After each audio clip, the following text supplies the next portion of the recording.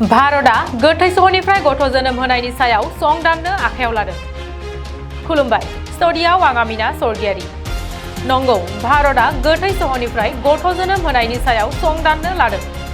नोंथांमोना साननो हागौ बेयो माबोरैहाय जाथावगौ आरो मुगैथाव मोननो हागौ। गुबुन गुबुन खौरांनिफ्राय मिन्थिनाय बायदिब्ला माखासे सोनाबारि हादरफोराव बेखौ लानानै गाइडलाइन बानायखांबाय। नाथाय बेखौ संदाननायाव भारतआ गिबि खेब जागोन। बेबायदि गोथै सहनिफ्राय गथ' जोनोम होनाय सं दाननायनि थांखिया जाबाय नखरखौ आवगायलांहोनाय एबा जोलै लाखिनाय। बबेबा लामा जाब्रबथाय एबा गुबुन रोखोमै लाइमोन सुबुंनि जिउ गोमालांब्ला आरो बेनि नखरा बिनि इयुन जोलैखौ आवगायलांहोनो नागिरोब्ला थैनाय सुबुंनि हायना गुन्द्रानि मददजों गथ' जोनोम होनो हागोन। नाथाय भारतारि समाजाव आइजोफोरनि थाखाय बे राहाया बेसेबां गनायजाथाव? बेखौ रिसार्च खालामनो थाखाय ICMR आ 35 लाख रांनि बाजेट पास खालामदों आरो बेखौ 2020 आवनो गनायथि होदोंमोन।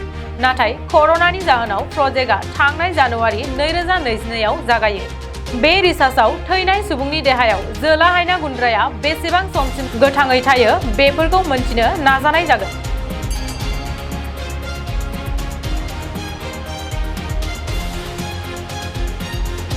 नोंथांमोना सानफ्रोमबोनि खौरांखौ मोननो थाखाय रिलाइभ निउज 24 बड' इउटुब चेनेलखौ साबस्क्राइब खालामनायजों लोगोसे फेसबुक पेजखौ फल' खालामनानै लाइक शेयार खालामनो दाबाव। गोजोन्थों।